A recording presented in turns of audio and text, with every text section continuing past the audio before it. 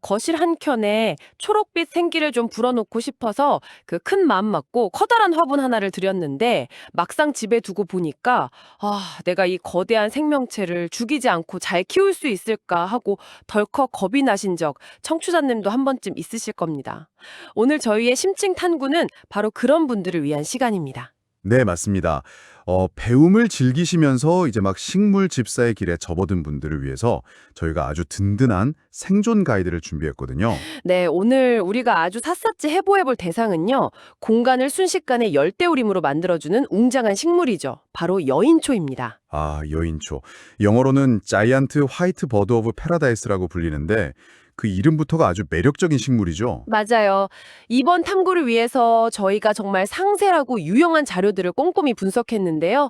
특히 오늘 저희가 참고하는 이 방대한 케어 데이터, 그리고 아름다운 여인초 사진들은 모두 대구 식물 전문샵 새늘 가디닝에서 제공해 주신 자료들입니다. 네, 그 자료에 첨부된 사진들을 보니까 상큼한 레몬 무늬가 그려진 화분에 담긴 모습도 있고 또 거실 평면 TV 옆에 바퀴 달린 받침대 위에서 부채꼴로 시원하게 잎을 뻗고 있는 대형 여인초 자태가 진짜 감탄이 절로 나오더라고요. 그쵸. 단순히 예쁜 걸 넘어서 식물이 정말 튼튼하고 건강해 보였는데 이게 다 대구 새늘 가드닝의 오랜 노하우가 축적된 결과물이라는 생각이 딱 들었습니다. 저도 그 사진들을 보면서 참 인상 깊었던 게 식물 수영이 단순히 자연적으로 자란 걸 넘어서 그 공간이랑 완벽하게 조화를 이루고 있더라고요. 네, 그래서 오늘 저희의 미션은 이 전문적인 데이터를 바탕으로 정보의 홍수 속에서 이제 막 여인초를 들이신 청취자님이 절대 잊지 말아야 할 물, 빛, 습도의 3원칙. 이걸 아주 직관적이고 쉽게 풀어내는 겁니다. 또 차근차근 짚어볼 예정입니다. 좋습니다. 그럼 먼저 이 거대한 친구의 정체부터 파악을 좀 해보죠. 제공된 사진들을 보면 시각적으로 주는 그 압도감이 엄청나잖아요. 네. 실내에서는 보통 1m에서 3m까지 자란다고 되어 있는데 야외 자생지에서는 무려 10m까지 자라는 아주 엄청난 성장 속도를 가진 식물입니다. 10m요? 와, 진짜 거대하네요. 그런데 여기서 이 식물 이름에 얽힌 흥미로운 이야기를 빼놓을 수 없겠죠? 맞아요. 여인초를 한자로 쓰면 나그네 여에 사람인을 씁니다. 즉 여행하는 사람을 위한 풀이란 뜻이거든요. 여행자를 위한 풀이다. 뭔가 되게 낭만적이네요. 그쵸? 자생지가 아프리카 마다가스카르 같은 되게 뜨겁고 건조한 곳인데 거기서 목마른 여행자들이 이 여인초의 거대한 잎집, 그러니까 줄기랑 잎이 만나는 오목한 부분에 고인 빗물을 마시면서 갈증을 해소했다는 데서 유래한 이름입니다. 아, 사막의 오아시스 같은 존재였네요. 그렇게 생명수 역할을 했던 식물이라서 그런지 이 식물이 공간해주는 긍정적인 에너지가 되게 남다른 것 같아요. 확실히 그렇습니다. 새늘 가드닝 자료를 보면 대구 지역에서 개업 화분이나 집들이 선물로 여인초가 압도적인 1위를 차지한다고 되어 있거든요. 단순히 잎이 크고 예뻐서 인기가 많은 것만은 아니겠죠. 네, 공간을 웅장하게 채워주는 플랜테리어 허가도 물론 탁월하지만요. 그 이면에 담긴 사회적, 문화적 맥락이 크게 작용합니다. 여인초의 꽃말이 바로 영원한 신비, 행운, 번영이거든요. 아, 행운과 번영. 네, 부채꼴로 시원하게 딱 펼쳐지는 잎의 형상이 마치 풍요와 번영을 양팔 벌려 품에 안은 듯한 느낌을 줍니다. 새롭게 사업을 시작하거나 새집에 입주하는 분들에게 앞으로 번영하고 행운이 깃들라 이런 의미를 전달하기에 이보다 완벽한 식물은 없는 셈이죠. 아, 그런 깊은 뜻이 있었군요. 그런데 제가 자료를 보다가 약간 혼란스러웠던 부분이 하나 있어요.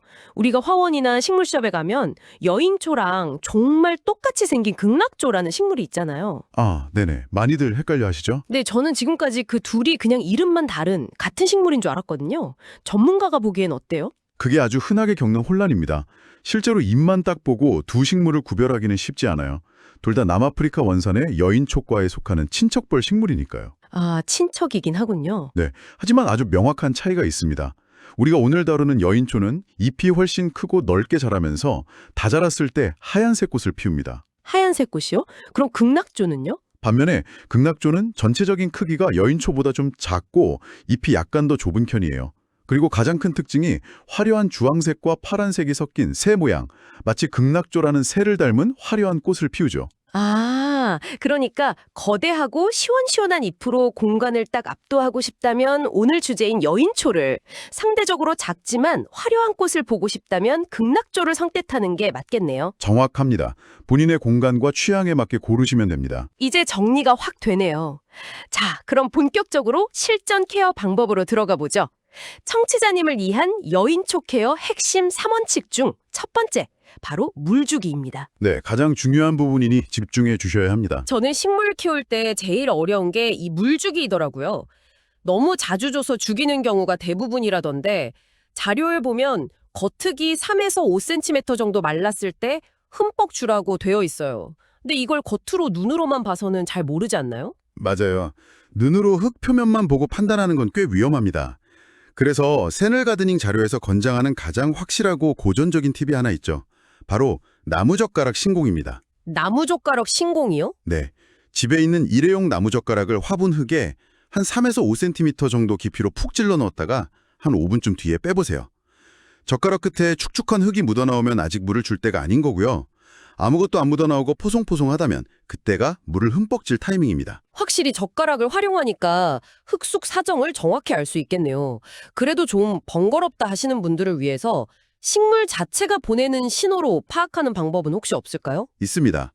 화분 크기가 내가 감당할 수 있는 수준이라면 평소에 물을 흠뻑 주고 나서의 무게를 한번 가늠해 보세요. 그리고 나서 며칠 뒤에 화분을 살짝 들어봤을 때 훌쩍 가벼워졌네? 이런 느낌이 든다면 물이 말랐다는 증거입니다. 무게로 가늠하는 거군요. 네. 그리고 또 다른 시각적인 신호도 있는데요. 평소에 빳빳하게 위를 향해 뻗어있던 넓은 잎들이 수분이 부족해지면 텐션을 잃고 살짝 아래로 처지는 느낌이 납니다. 바로 이때 물을 화분 밑 배수구로 콸콸 흘러나올 때까지 아주 듬뿍 주시면 됩니다. 잎이 살짝 처졌을 때 물을 흠뻑 준다. 이거 꼭 기억해야겠네요. 그런데 자료에서 굉장히 강한 어조로 경고하고 있는 부분이 하나 있어요. 물을 주고 나서 화분 받침대에 고인물을 방치하면 절대 안 된다고 하더라고요. 네, 여인초 생존의 핵심이 바로 그 부분에 있습니다. 그냥 물바다가 돼서 지저분하니까 치우라는 게 아니고요. 여인초의 뿌리 구조를 이해하셔야 합니다. 뿌리 구조요? 뿌리가 어떻게 생겼길래요? 이 식물은 수분을 가득 머금고 저장할 수 있는 아주 굵고 육질이 많은 저장성 뿌리를 가지고 있어요. 무나 인삼을 떠올리시면 좀 비슷할 텐데 이미 뿌리 자체에 거대한 물탱크를 가지고 있는 셈이죠. 아, 뿌리 자체가 물탱크군요. 네, 그런데 물을 준 뒤에 화분 받침대에 물이 계속 고여 있으면 모세관 현상에 의해서 화분 밑바닥 흙이 계속 축축한 늪 같은 상태가 유지됩니다. 물탱크가 이미 꽉 차 있는데 외부 환경까지 계속 물에 잠겨 있으니까 뿌리가 숨을 쉬지 못하고 그대로 썩어버리는 거죠. 이게 바로 그 악명 높은 과습입니다. 와, 뿌리 자체가 수분을 꽉 잡고 있는데 겉까지 질척거리면 말 그대로 숨이 막혀서 죽는 거네요. 맞습니다. 그래서 물을 준 후에는 즉시 받침대 물을 비워주셔야 하고요. 물 주고 나서 1시간에서 2시간 정도 창문을 열거나 서큘레이터로 통풍을 시켜서 흙 표면을 말려주는 것도 필수입니다. 통풍이 동반되지 않는 물주기는 오히려 독이 될 수 있다. 명심해야겠습니다. 이어서 두 번째 원칙, 빛과 위치로 넘어가 볼까요? 네, 새늘 가드닝 사진들을 분석해보면 화분들이 하나같이 볕이 잘 드는 거실 창가 쪽에 배치되어 있죠.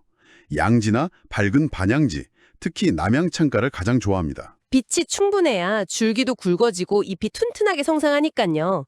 그런데 햇빛 당향과 관련해서 주의할 점이 있다면서요? 네, 식물은 본능적으로 빛이 들어오는 쪽을 향해서 잎과 줄기를 뻗는 굴광성을 가지고 있어요. 거실 창가에 두고 한쪽 면으로만 계속 빛을 받게 하면 잎들이 다 창문 쪽으로만 고개를 돌리면서 수용이 완전히 한쪽으로 쏠려버립니다. 아, 귀통수 쪽은 잎이 없고 앞쪽으로만 쏟아지듯 자라겠네요. 맞아요.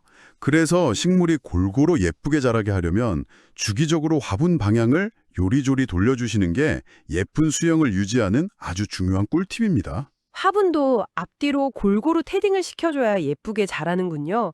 그런데 빛을 좋아한다고 하니까 여름철에 베란다나 마당에 강한 직사광선 아래에 확 내놓고 싶어지는 분들도 계실 것 같아요. 아, 그건 절대 피하셔야 합니다.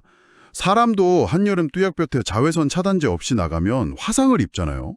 여인초의 그 넓고 매끄러운 잎도 강렬한 직사광선을 직접 맞으면 조직이 파괴되면서 까맣게 타들어갑니다. 유리를 한번 거치는 게 좋겠네요. 네, 유리창을 한번 통과해서 들어오는 부드럽고 밝은 간접광이 가장 이상적입니다. 좋습니다. 그럼 마지막 세 번째 원칙, 온도와 습도입니다. 아프리카 마다가스카르 태생이니까 온도는 대충 감이 와요. 18도에서 25도를 최적 온도로 좋아하고 겨우에도 최저 10도 이상은 유지해줘야 한다. 네.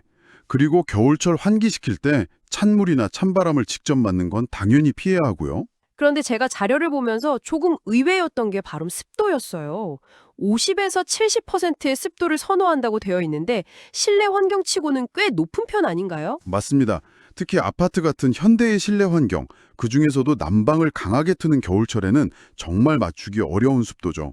보통 집사님들이 온도에만 신경을 쓰시는데 여인초에게 습도는 온도만큼이나 절대적으로 중요합니다. 제가 듣다 보니까 이거 우리 피부 건조해지는 거랑 똑같이 생각하면 될 것 같아요. 겨울에 실내 공기 건조하면 피부 당기고 막 쩍쩍 갈라지잖아요. 아주 찰떡 같은 비유네요. 여인초도 주변 공기가 건조하면 그 넓고 얇은 잎들이 가장 먼저 타격을 입는 거군요. 맞아요. 우리 피부가 건조할 때 수시로 미스트 뿌려주잖아요. 여인초에게도 공기가 건조할 때는 잎 표면에 직접 분무기로 물을 뿌려주거나 주변에 가습기를 틀어서 공중 습도를 높여주는 과정이 반드시 필요합니다. 이렇게 물, 빛, 습도 3원칙을 쭉 짚어봤는데요. 사실 식물을 키우다 보면 교과서처럼 딱딱 맞아떨어지지 않는 순간들이 꼭 오잖아요. 그렇죠. 항상 변수가 생기죠. 청취자님, 혹시 어느 날 애지중지 키우는 여인초 잎이 쫙 찢어지거나 끝이 새까맣게 타들어가서 당황하신 적 있으신가요? 지금부터는 여인초가 몸으로 보내는 이런 SOS 신호들을 어떻게 해독하고 대처할지 이른바 트러블 슈팅 시간을 가져보겠습니다. 아주 중요한 파트입니다. 제가 볼 때 초보자분들이 가장 흔하게 당황하는 증상이 바로 잎 갈라짐인 것 같아요. 멀쩡하던 넓은 잎이 부채살처럼 결대로 쫙쫙 찢어지는 현상. 이거 어디 병든 거 아닌가요? 많은 초보 집사님들이 그 찢어진 모습을 보고 되게 기겁을 하시는데 사실 그건 병에 걸린 게 아니라 매우 놀라운 진화의 결과입니다. 진화의 결과라고요? 네. 야생에서 여인초가 자라는 환경을 한번 떠올려 보세요. 탁 트인 마다가스카르 평원에서 거센 비바람을 맞으면서 자랍니다. 만약 그 거대한 잎이 통째로 찢어지지 않고 바람을 온몸으로 다 막아선다면 어떻게 될까요? 아무리 줄기가 굵어도 그 거대한 돛담배의 돛 같은 잎이 바람을 다 받으면 결국 줄기가 꺾이거나 뚝 부러져 버리겠죠. 아, 설마 바람이 무사히 통과할 수 있도록 스스로 자기 잎을 가르는 건가요? 정확합니다. 강풍의 저항을 줄여서 줄기와 뿌리를 지켜내기 위해 스스로 잎을 찢으며 진화한 자연스러운 결과인 거죠. 와, 스스로 상처를 내서 생명을 지킨다니 진짜 경이롭네요. 하지만 우리 실내 거실에는 태풍이 불지 않잖아요. 그런데도 새 잎이 나올 때부터 찢어지거나 유독 심하게 갈라진다면 그건 무슨 신호로 봐야 할까요? 실내에서 물리적인 바람이 없는데도 잎이 심하게 갈라진다면 10중 8구 원인은 앞서 강조했던 공중습도 부족 때문입니다. 아, 또 습도군요. 네, 공기가 너무 건조하면 잎이 수분을 잃고 뻣뻣해지면서 유연성을 상실하게 되거든요. 건조한 종이가 쉽게 찢어지는 것과 같은 원리죠. 바스락거리면서 찢어지는 거네요. 네, 맞아요. 이 신호를 발견하셨다면 잎 주변 환경이 너무 건조하다는 뜻이니까 당장 가습기를 트시거나 하루 2회에서 3회 정도 분무기로 잎 앞뒷면에 물을 흠뻑 뿌려주셔야 합니다. 건조주의보 발령이었군요. 그럼 두 번째 증상, 잎 끝부분이나 가장자리가 갈색으로 변화하는 갈변 현상은 왜 그런 건가요? 잎끝이 갈색으로 마르는 건 보통 식물이 전반적으로 극심한 스트레스를 받고 있다는 광범위한 경고 등입니다.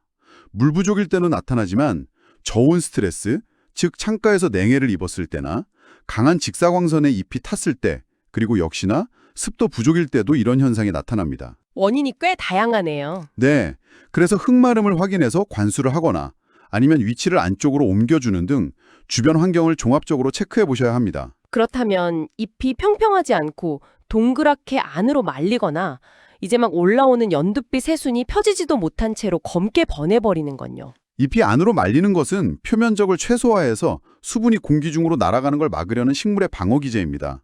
즉 물이나 빛이 부족하다는 뜻이죠. 그럼 새순이 검어지는 건요. 그게 참 치명적인데 새순이 검게 변하는 건 100% 공중습도 부족입니다. 새순이 돌돌 말려있다가 펼쳐지는 과정에서는 엄청난 양의 수분이 필요한데 공기가 쩍쩍 갈라지게 건조하니까 새잎이 펴지기도 전에 말라 죽어버리는 겁니다. 아침마다 분무해주는 습관이 정말 중요하겠네요. 그럼 이런 신호들 말고 정말 긴급하게 대처해야 하는 가장 위험한 신호도 있나요? 네. 가장 주의 깊게 보셔야 할 신호는 잎사귀에 생기는 검거나 짙은 갈색의 얼룩반점입니다. 이건 단순히 잎의 문제가 아니라 흙 속에 있는 뿌리가 썩어 들어가고 있다는, 즉 과습 상태를 알리는 치명적인 적신호입니다. 혹은 직사광선 화상일 수도 있고요. 뿌리가 썩는데 잎에 반점이 생기는군요. 이런 반점을 발견하면 어떻게 살려야 합니까? 즉각적인 대처법이 궁금해요. 과습으로 인한 반점이라면 발견하는 즉시 물주기를 전면 중단하셔야 합니다. 환기가 가장 잘 되는 곳으로 화분을 옮겨서 흙 내부까지 완전히 말리셔야 하고요. 증상이 심각하다면 식물용 살균제를 처방해야 합니다. 살균제까지요? 만약에 해충이 생겼다면 어떻게 하나요? 잎 뒷면에 끈적한 액체나 거미줄 같은 게 보인다면 응애나 깍지벌레 같은 해충이 생긴 거거든요. 이때는 살충제를 일주일 간격으로 교차 살포해 주셔야 합니다. 와, 그저 굵고 초록색인 줄만 알았던 잎사귀 하나에 정말 엄청난 정보들이 담겨 있었네요. 자, 이번에는 이렇게 식물이 아프지 않도록 근본적인 환경을 만들어주는 흙과 분갈이에 대해 이야기해 볼까 합니다. 새넬 가드닝 자료에 분갈이의 정석과 시크릿 흙 배합 레시피가 공개되어 있던데 우선 언제 분갈이를 해주는 게 좋나요? 식물도 폭발적으로 자라기 시작하는 봄철, 그러니까 3월에서 5월 사이에 이사를 시켜주는 것이 가장 좋습니다. 보통 1년에서 2년에 한 번씩 해주시는데 뿌리가 화분 위로 치솟거나 화분이 배불뚝이처럼 팽창할 때가 확실한 이사 신호입니다. 집이 좁아서 터지려고 할 때 해주는 거군요. 이사갈 새 화분을 고를 때 주의할 점은요? 쑥쑥 자라라고 처음부터 엄청나게 큰 화분에 심어주면 안 되나요? 그게 초보자분들이 가장 많이 범하는 치명적인 실수입니다. 너무 큰 화분을 선택하면 흙의 양이 많아져서 머금고 있는 물의 양도 식물이 감당할 수 없을 만큼 많아져요. 그럼 흙 마르는 속도가 느려져서 무조건 과습으로 이어집니다. 아, 흙이 물을 너무 많이 머금은 거대한 스펀지처럼 변해버리는 거군요. 네, 그래서 과습을 막으려면 반드시 기존 화분보다 지름이 딱 3에서 5cm 정도만 큰 화분을 선택하셔야 합니다. 한 사이즈 업만 해야 하네요. 그리고 제가 이 다료를 보면서 제일 흥미로웠던 게 바로 새늘 가드닝의 흙 배합 레시피였어요. 상토 60%, 펄라이트 20%, 세척마사 20%. 전문가가 보시기에 이 비율이 왜 중요한 건가요? 이 배합 비율을 보면 새늘 가드닝이 여인초의 특성을 얼마나 완벽하게 파악하고 있는지 알 수 있습니다. 여인초는 과습에 취약한 굵은 뿌리를 가지고 있잖아요. 일반적인 상토만 쓰면 물을 꽉 잡고 있어서 뿌리가 숨을 못 쉽니다. 그래서 배수성을 극대화하기 위해 펄라이트와 세척마사를 섞는 거군요. 네, 아주 논리적인 배합입니다. 펄라이트와 세척마사가 흙 사이사이에 공기층을 만들고 물기를 터져서 물이 고이지 않고 콸콸 빠져나가게 해주는 거죠. 상토가 밥이라면 펄라이트랑 마사토는 소화제 역할을 하네요. 이렇게 분갈이를 마친 직후에는 물을 줘야 하나요? 네, 분갈이 직후에는 물을 흠뻑 주셔야 합니다. 이건 식물이 물을 마시게 하려는 것보다 새로 채워넣은 흙이 물 무게에 의해 가라앉으면서 뿌리 사이 빈 공간을 꽉 메워주게 하려는 작업이에요. 그래야 뿌리가 흔들리지 않고 자리를 잡거든요. 아, 빈틈을 메우는 용도군요. 영양제도 바로 꽂아주면 좋겠죠? 절대 안 됩니다. 분갈이 직후의 뿌리는 큰 수술을 마친 상태처럼 예민해요. 한 달간은 절대 비료를 주시면 안 됩니다. 이사하고 나면 밥보다는 일단 편안하게 쉬게 해줘야 하는 거네요. 자, 이렇게 케어 방법에 대해 깊이 있게 다뤄봤는데요. 마무리하기 전에 절대로 놓쳐서는 안 돼 가장 중요한 안전 경고 하나 짚고 넘어가야겠습니다. 사진 속에 저렇게 예쁜 여인초가 사실 치명적인 독성을 품고 있다고요? 네, 자료에서도 붉은색으로 아주 강력하게 경고하고 있는 정보입니다. 여인초는 사람에게는 약한 독성, 즉 옥살산 칼슘을 가지고 있어서 만지거나 먹으면 피부 자극 및 복통을 유발할 수 있습니다. 사람에게는 그나마 약한 독성이라 다행이긴 한데 문제는 반려동물에게는 이게 차원이 다르게 위험하다는 거잖아요. 그렇습니다. 반려견과 반려묘에게 여인초는 정말 치명적으로 위험합니다. 호기심에 잎을 씹어 삼키면 심각한 구토, 통증, 연하곤란을 일으키고 최악의 경우 심부전 등 돌이킬 수 없는 상태에 이를 수 있습니다. 와, 반려동물을 키우는 가정이나 어린아이가 있는 집에서는 정말 각별한 주의가 필요하겠네요. 네, 반드시 닿지 않는 높은 곳에 두시거나 아예 접근을 철저히 막으셔야 한다는 점 강하게 당부드립니다. 생명과 직결된 문제니까 청취자님들도 꼭 명심하셔야겠습니다. 자, 어느덧 오늘 새늘 가드닝의 자료와 함께한 깊이 있는 탐구를 마무리할 시간입니다. 오늘 정보가 많았는데 딱 3가지만 기억하세요, 청취자님. 네, 첫째, 흙이 3에서 5cm 말랐을 때 물 흠뻑 주고 받침대 비우기. 둘째, 밝은 간접광 보여주기. 셋째, 가습기나 분무로 습도 50에서 70% 유지하기. 이 3가지만 알면 대형 여인초도 겁낼 필요가 없습니다. 네, 생존의 기본 뼈대네요. 전문가님, 오늘 탐구를 마치면서 청취자분들께 남기고 싶은 마지막 메시지가 있으시다고요? 네, 아까 우리가 이야기 나눴던 여인초의 잎 갈라짐 현상에 대해 한번 철학적인 질문을 던져보고 싶습니다. 거센 바람에 꺾이지 않기 위해 스스로 아름다운 잎을 찢어버리는 여인초의 진화를 한번 생각해 보세요. 우리는 흔히 식물의 잎이 매끈하고 완벽해야만 건강하다고 생각하잖아요. 그렇죠. 흠집 하나 없기를 바라죠. 하지만 여인초에게 그 찢어짐은 상처가 아니라 거친 자연을 견뎌낸 생존의 훈장이자 지혜입니다. 청취자님, 혹시 우리 삶 속에서도 남들이 보기엔 결점이나 상처 같아 보이지만 사실은 험난한 시간을 버텨내기 위해 내 스스로가 만들어낸 눈물겨운 생존의 훈장이 있지는 않을까요?